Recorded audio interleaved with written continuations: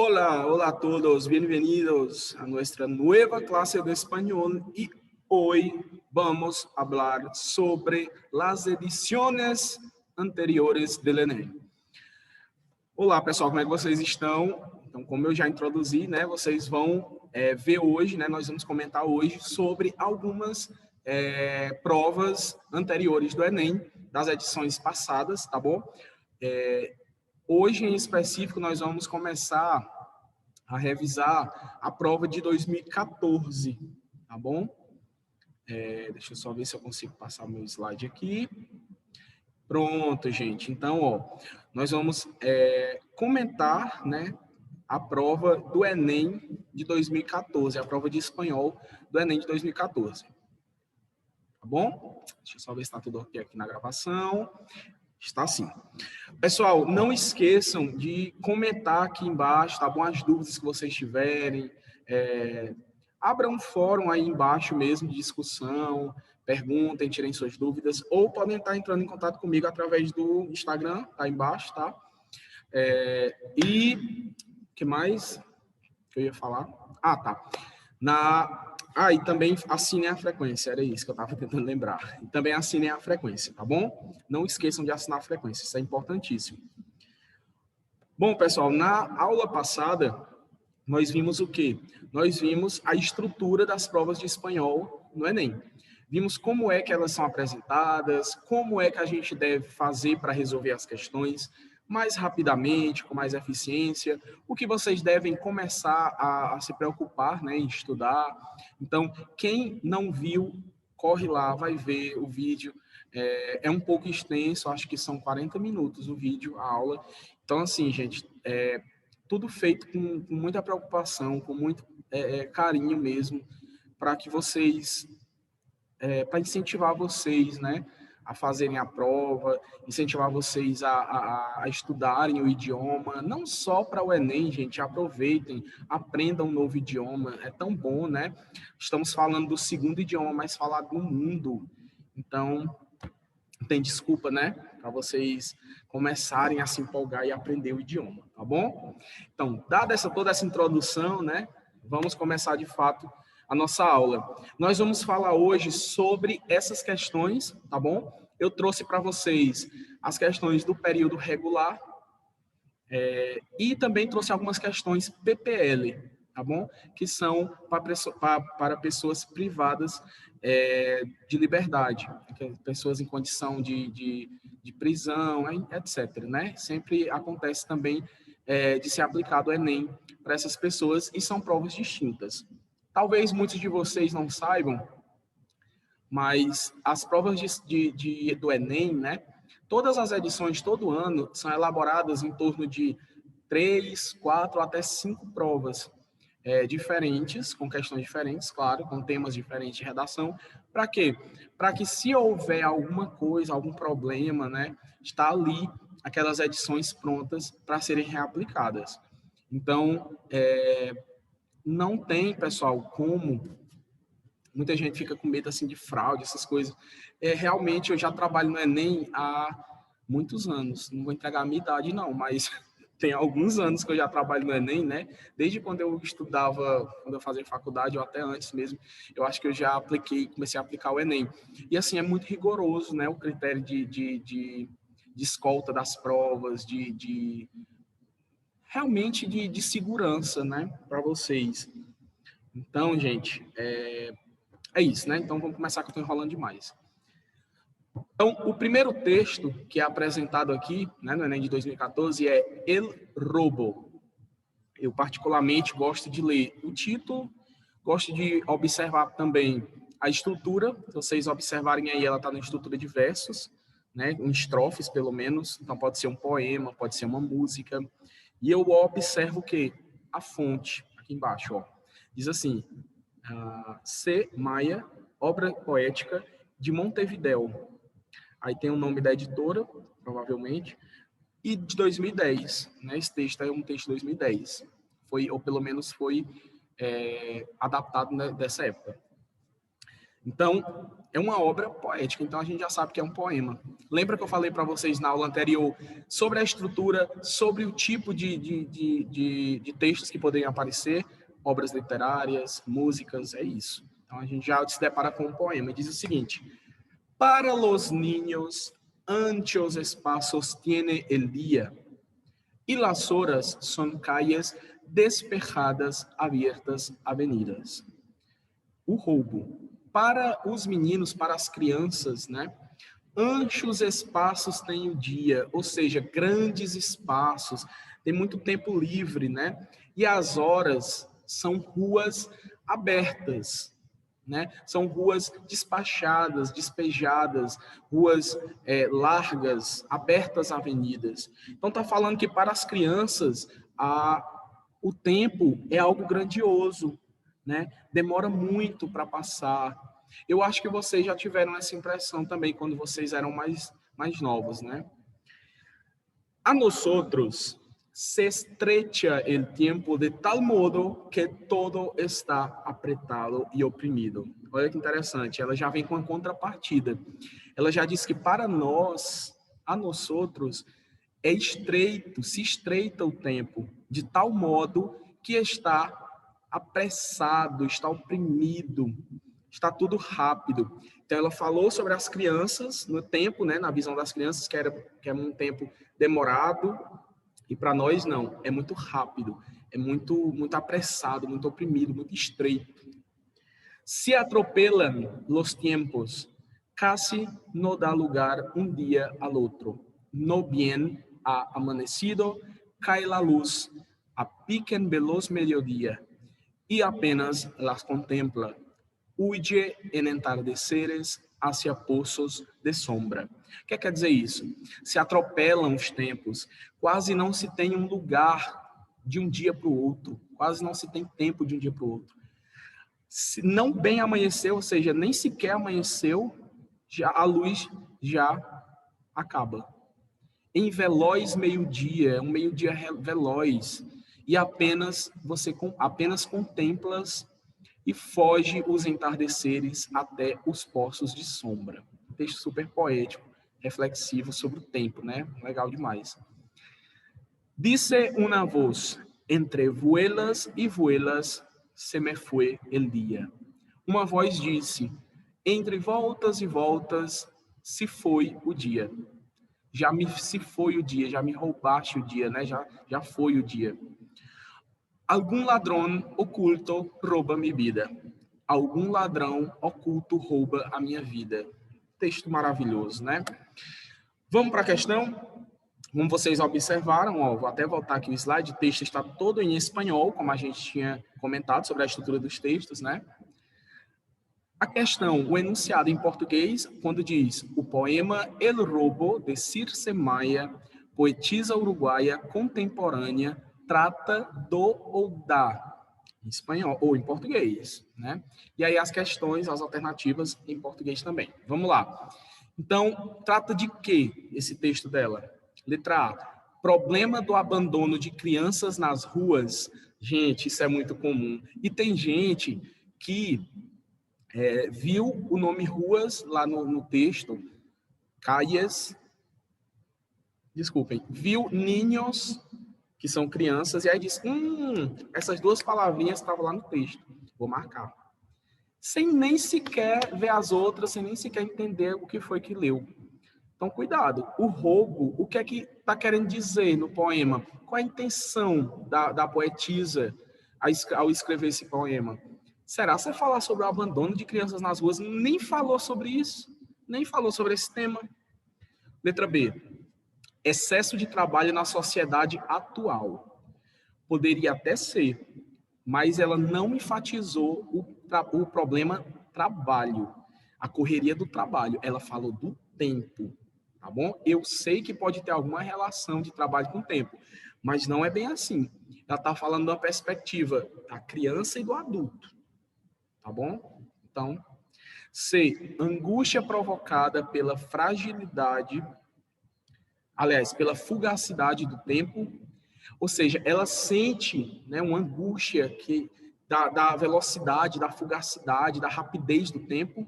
que é provocada por essa rapidez do tempo, sim, ela sente essa angústia.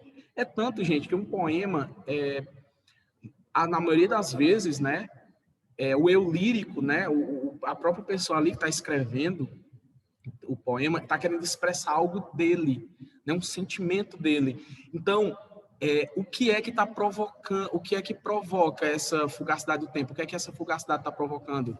A angústia dele. Porque ele fica dizendo, nossa, algum ladrão oculto rouba minha vida. Porque está passando muito rápido o tempo. A letra C está corretíssima, está total de acordo com o texto. D. Violência nos grandes centros urbanos. Gente, a gente sabe que existe esse tipo de problema, né? De violência nos grandes centros urbanos. Falou no texto isso?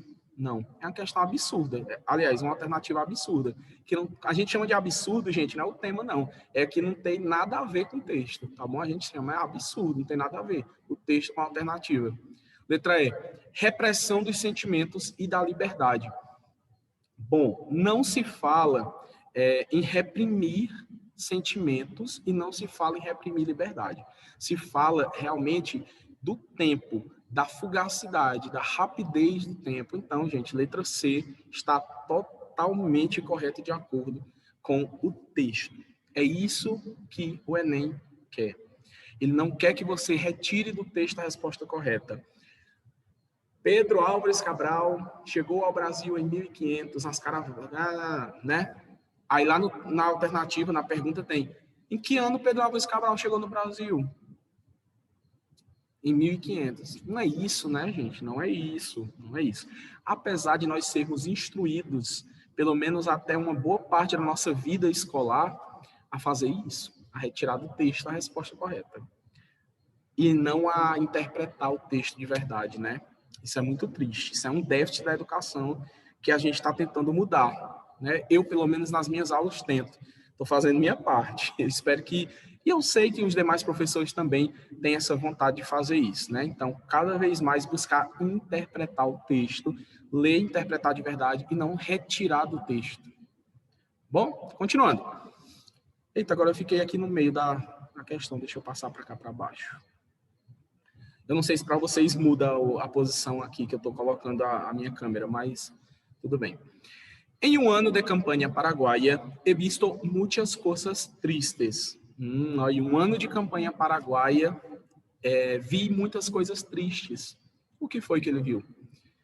He visto la tierra com su fertilidade incoercible e selvagem sufocar al hombre que arroja una semilla y obtiene 100 plantas diferentes e não sabe qual é a suya. Olha que interessante. Vi na terra, com a sua fertilidade incoercível, selvagem, sufocar o homem que tenta plantar uma semente e obtém 100 plantas diferentes e não sabe qual é a sua. Olha que confusão aí, né? Que ele está vendo, né, no Paraguai, né? Que ele viu no Paraguai. He visto los viejos caminos que abrió la tiranía, devorados por la vegetación, desleídos por las inundaciones, borrados por el abandono. Vi nos velhos caminhos que abriu a tirania, devorados pela vegetação, deslidos, ou seja, desleídos é como se fosse abandonados, né, deixados, né, pelas inundações, borrados, apagados pelo abandono. Bom, gente, esse texto aí é um trecho, né, na verdade, do Lo que he visto, o que eu vi, né, da Feira Internacional do Livro de La Habana, capital de Cuba. Então, provavelmente, observem, é um estrangeiro que foi morar no Paraguai e tem uma visão sobre o Paraguai. Tá bom? O que foi que ele viu no Paraguai? Em um ano de campanha paraguaia, vi muitas coisas tristes. Ele viu muitas coisas tristes. Ele falou muito, gente, da terra. Observem essas palavras que se repetem. A terra. Ele falou da fertilidade da terra. Ele falou de plantas diferentes. Ele falou de vegetação. Ele falou de inundações. Falou de muitas catástrofes, né? Então, vamos ver o que diz o enunciado em português. Aí vocês dizem, professor, lá no vídeo anterior o senhor tinha dito que era para ler primeiro o enunciado, depois o texto e aí as alternativas. O que é que você está fazendo? Está fazendo na ordem normal? Está lendo o texto e depois... Por que você está fazendo isso? Porque eu tenho tempo, gente, nós temos tempo, né? Ainda temos esse tempo. Então, quando vocês estiverem estudando, podem fazer tranquilamente essa ordem. Mas quando vocês estiverem lá no Enem, lá na prova, aí vocês quebrem essa sequência, né? Leiam primeiro o enunciado em português e aí vocês vão para o texto, tá bom?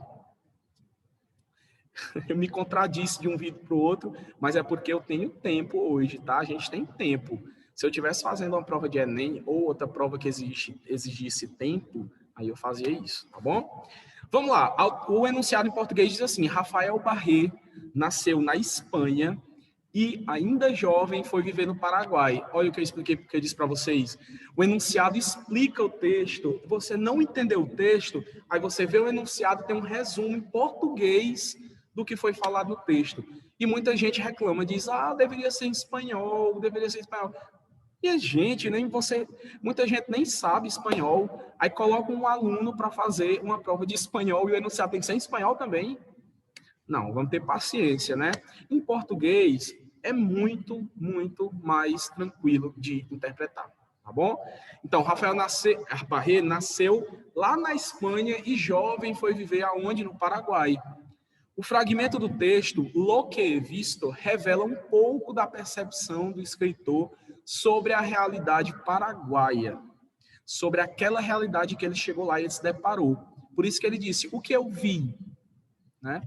Marcada em essência pelo quê? O que foi que mais chamou a atenção? O que foi que ele mais ressaltou? O que foi que ele mais deu ênfase? Letra A.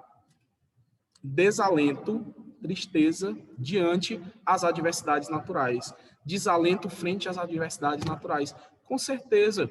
Ele falou da vegetação, ele falou da terra, ele falou sobre inundações que destruíram muitas coisas.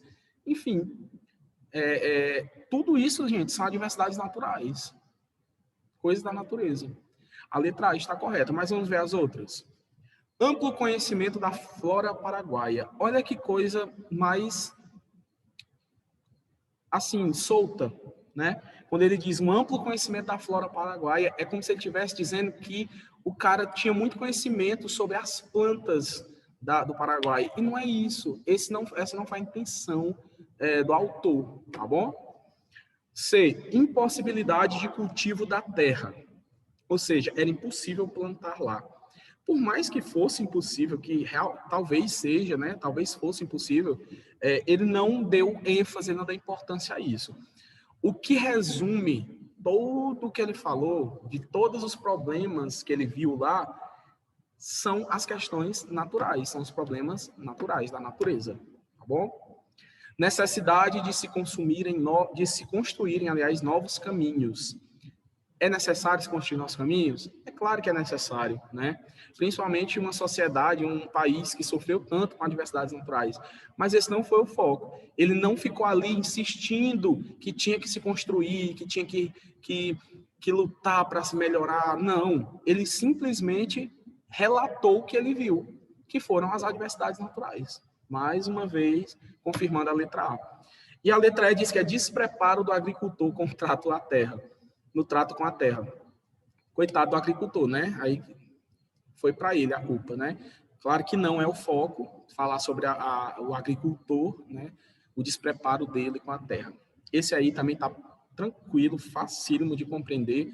Letra A, tá bom? Vamos passar para outra. Deixa eu mudar de novo aqui minha tela. Ok. Texto emigrantes. Emigrantes. Vamos ver o que diz esse texto. En todo emigrante existen dos posibles actitudes vitales. Una, la de considerar su existencia como aventura pasajera, vivir mental y emocionalmente en la patria de origen, cultivando su nostalgia y definir la realidad presente por comparación con el mundo que se ha dejado. Imigrantes. Todo imigrante existe duas possíveis atitudes vitais. Preste atenção, estou traduzindo para o português agora.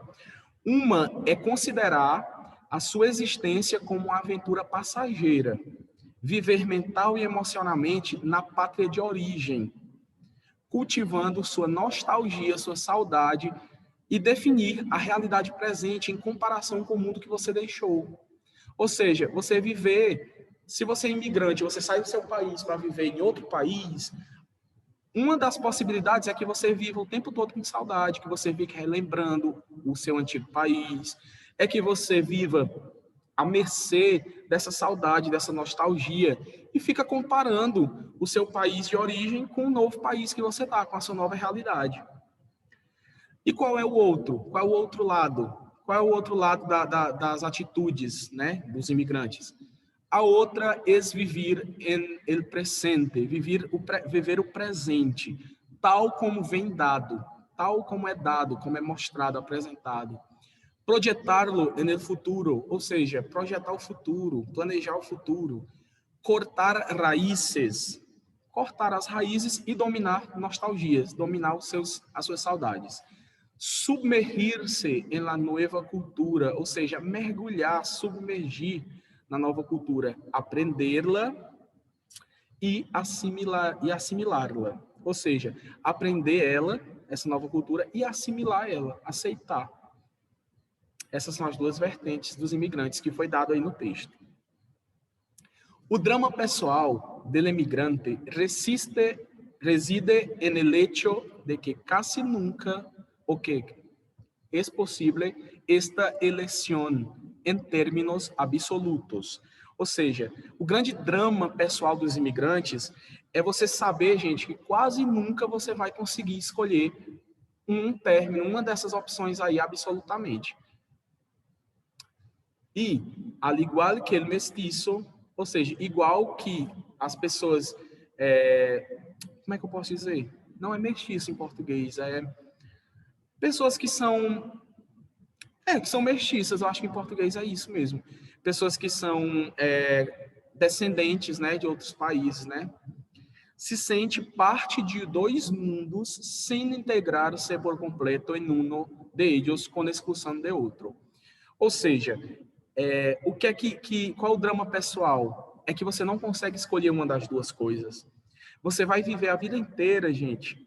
Os imigrantes, eles, o que é que o autor entende? É que os imigrantes, a vida inteira, eles ficam sempre pendendo uma dessas opções aí, uma dessas atitudes, com muita saudade, ou então tentando tocar a vida para frente, mas nunca eles vão escolher uma dessas atitudes, deixando a outra de lado. Eles sempre vão viver os dois. O texto apresenta uma reflexão sobre a condição do imigrante, o qual, para o autor, tem que lidar com o dilema da constatação da sua existência no entrelugar, ou seja, constatar a existência dele num lugar e no outro, nos dois lugares, que ele pode viver, né? Que ele pode existir se entender nos dois lugares, tanto no país de origem como no novo país. É esse o grande dilema dele. Instabilidade da vida em outro país. Não se falou de instabilidade. Pelo menos, gente, não emocional e nem financeira. Não se foi falado sobre isso. Se foi falado somente a questão de estabilidade emocional em relação ao... como é que eu posso dizer? A saudade, né, do lugar e tal.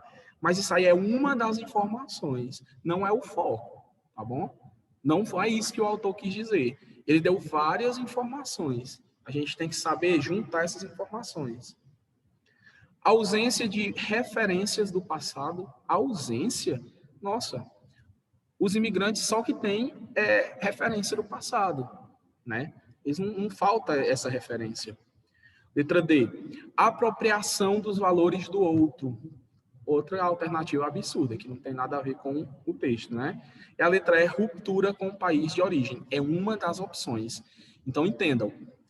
Ruptura com o país de origem é uma das atitudes que o imigrante pode ter. É deixar de lado e planejar o futuro no país novo e etc.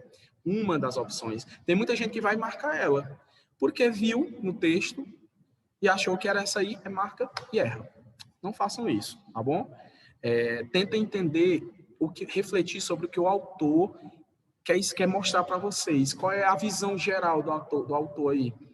Ele quis mostrar que, apesar de ter essas duas vertentes, o imigrante, na verdade, ele vive as duas. Ele vive essas duas atitudes. Ele não consegue excluir uma. Ele não consegue excluir uma e viver só a outra. Não, é sempre junto. Então, é ele se encontrar. É ele entender que ele pode, que ele vai viver, o dilema dele é viver no lugar de com a saudade, com as lembranças do país de origem e num lugar novo. Então, é a constatação da existência dele no entre-lugar. Entre-lugar é como se fosse entre os dois lugares, certo? É como se fosse exatamente isso que eu falei. Não sei porque eu estou tentando caçar outras palavras. É a constatação da existência dele no meio, tá bom? Entre um lugar e o outro. Letra A. Gente, relevem, tá? Que eu sou meio doido. Às vezes eu falo uma coisa e vou caçar mais explicações, sendo que eu já disse explicação. Mas é assim mesmo. Acostumem-se. Vamos lá. Ainda do Enem 2014, né? Embora, eu já li em português, desculpem. Aunque é uma conjunção, gente, olha que importante, que vocês vão encontrar muito em textos, então é bom que vocês já aprendam a tradução dela. Aunque significa embora, tá bom? Deixa eu só situar vocês, esse trecho aí que a gente vai ler, esse texto aí, foi retirado, né, foi baseado, adaptado, no discurso do Mário Vargas Llosa. O Mário Vargas Llosa, gente, ele é um ganhador do Prêmio Nobel de Literatura. O Prêmio Nobel de Literatura de 2010 foi dado para ele, o Mário Vargas Llosa. Se eu não me engano, ele é chileno. Posso estar muito enganado, mas tenho quase certeza que ele é chileno. É muito conhecido, muito venerado, viu? Lá no Chile, inclusive, tem museus dele, etc. Sim, mas o nosso foco não é esse, né? É o texto, no caso. Então, vamos lá. Desculpem. Vamos lá. Aunque me cueste mucho trabajo y me hace sudar la gota gorda, y, como todo escritor, siento a veces la amenaza de la parálisis, de la sequía y de la imaginación. Nada me ha hecho gozar en la vida tanto como pasarme los meses y los años construyendo uma história. Deixa eu explicar para vocês até aí. Embora me custe muito trabalho e me faça suar a última gota, a gota gorda, é uma expressão, tá, gente, em espanhol. Última gota, a última gota de suor, me faça suar até a última gota de suor. E como todo escritor, eu sinto às vezes a ameaça da paralisia, da seca da imaginação. Nada me fez aproveitar, gozar tanto a vida, tanto como passar os meses e os anos construindo uma história. Ele está falando sobre a escritura, sobre o ato dele escrever, né? Continuando. Desde su incierto desapuntar, esta imagen de la memoria amaneció de alguna experiencia vivida que se volvió un desasosiego, un entusiasmo, un fantaseo que germinó luego en un proyecto y en la decisión de intentar convertir esta niebla agitada de fantasmas en una historia. Escrever é uma maneira de viver, dijo Flaubert. Ele até citou Flaubert, né? Então, o que quer dizer isso, professor? Traduz aí para a gente, vamos lá. Desde o seu incerto desapontar, desde o início da história, essa imagem que a memória armazena de alguma experiência vivida nossa, né, e se transformou em algum desassossego, alguma perturbação, um entusiasmo, uma fantasia que brotou em um projeto, né, que germinou um projeto. E na decisão de tentar transformar, converter essa neblina agitada de fantasmas em uma história. Ou seja, desenvolver a história. Então, para ele é muito interessante, é muito perturbador, é muito bom também, ao mesmo tempo, saber que ele está iniciando a história ali e que vai desapontar, vai criar, vai começar a aparecer novas coisas, né? E ele vai desenvolvendo a história ali, como ele bem disse, né? Transformando aquela neblina escura da incerteza em quê? Em uma história. Isso é bonito demais, não é à toa que o cara foi eleito e foi premiado, né, com o Prêmio Nobel de Literatura. Escreve muito bem, fala muito bem. Falava muito bem, né? Escrever é uma maneira de viver. Escrever é uma maneira de viver. O trecho apresentado trata do fazer literário a partir da perspectiva do Mário Vargas Llosa. Com base no fragmento me hace sudar la gota gorda, infere-se que o artifício da escritura para o escritor é o quê? Então, o que é que entende-se? Quando diz infere-se, o que é que entende-se? Entende-se que o que é que o autor e a escritura, o que é que faz com que eles, como é que eu posso dizer? Para o autor, o que é a escritura? Pronto, é isso. Para o autor, o que é a escritura?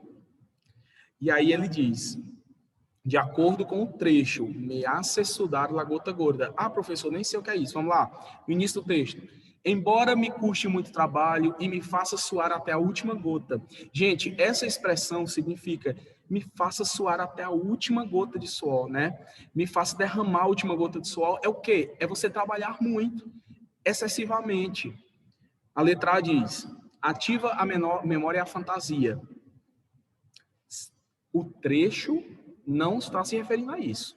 Me hace sudar la gota gorda não é isso. Talvez lá no texto completo tenha, mas o trecho que a pergunta está pedindo não fala sobre isso, não tem referência. B. Baseia-se na imaginação inspiradora, talvez no texto completo sim, mas no trecho não. Fundamenta-se nas experiências de vida, de novo, talvez o texto sim, mas esse trecho, essa passagenzinha aí, não. Requer entusiasmo e motivação, a mesma coisa. Aí, gente, é onde chega aquilo que eu expliquei para vocês. As 4 alternativas aí, no texto você encontra facilmente. Então, muita gente diz, eita, professor, mas tinha 4 alternativas lá que a Maria. Todas as alternativas lá dava para marcar, estava certa. Tem que ser nula, tem que ser anulada. Não, gente, não é bem assim. O autor está pedindo para que você analise só um trecho. Qual é o trecho? Me hace sudar la gota gorda. Aí a letra E diz, demanda expressiva dedicação. Quando eu digo que eu vou suar até a última gota, que eu vou derramar a última gota, eu estou dizendo que eu vou trabalhar muito, eu vou me dedicar muito. Então, para o autor, escrever demanda expressiva dedicação. Você tem que se dedicar muito. Tá bom? Letra E. Esse aqui também é um texto, eu não vou dizer que é fácil, tá bom? É um texto mediano. É uma questão mediana, tá bom? Vamos fechar nessa. Tá bom, gente?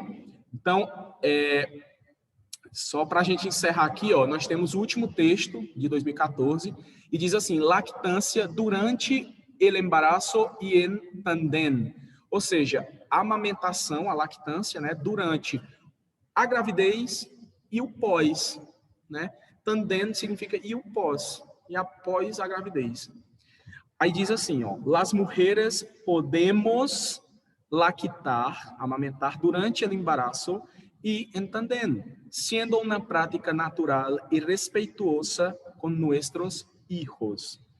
Olha que interessante. Então, as mulheres podemos amamentar durante a gravidez e o pós, sendo uma prática natural e respeitosa com nossos filhos.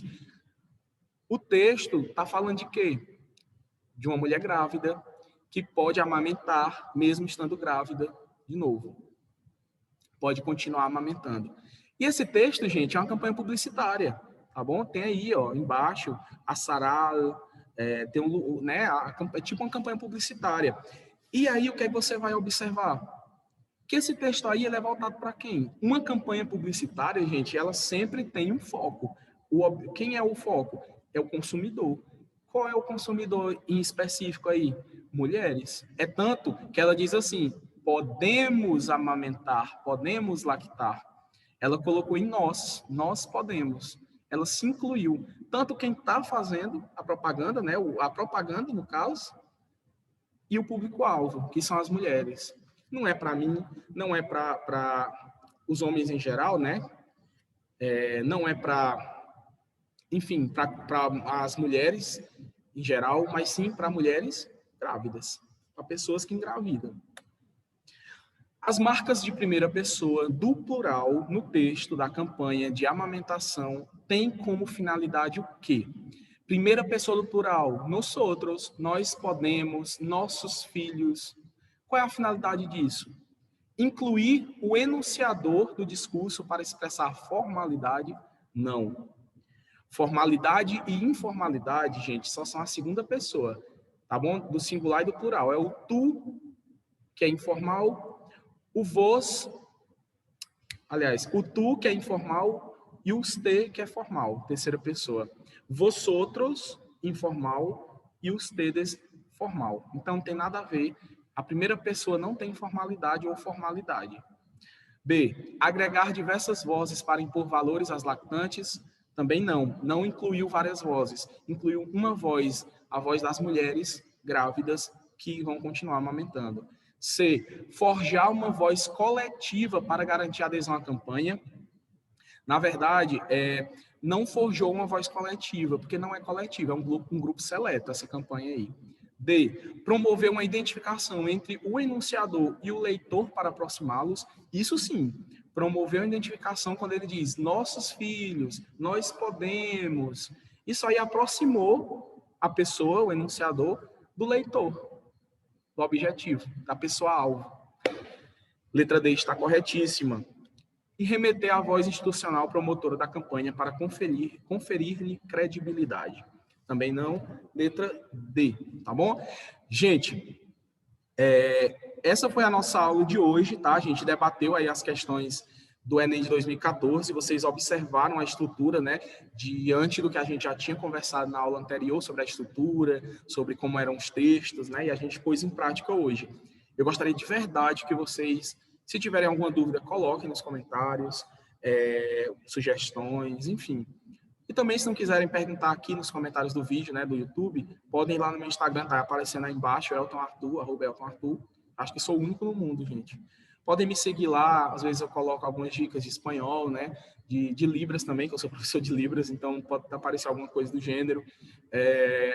Mas, no geral, podem perguntar no DM, podem ficar à vontade, tá bom? Gente, eu desejo para vocês uma boa semana, um bom fim de semana, na verdade, né? Porque vocês vão estar assistindo na sexta o vídeo. Estudem, façam um cronogramazinho, incluam a língua espanhola e lembrem da importância de aprender esse novo idioma, né? Esse idioma fascinante aí, não só para o Enem, mas para a vida de vocês, tá bom? Deixe-me à disposição, um forte abraço, gente, e hasta la próxima classe. Adiós!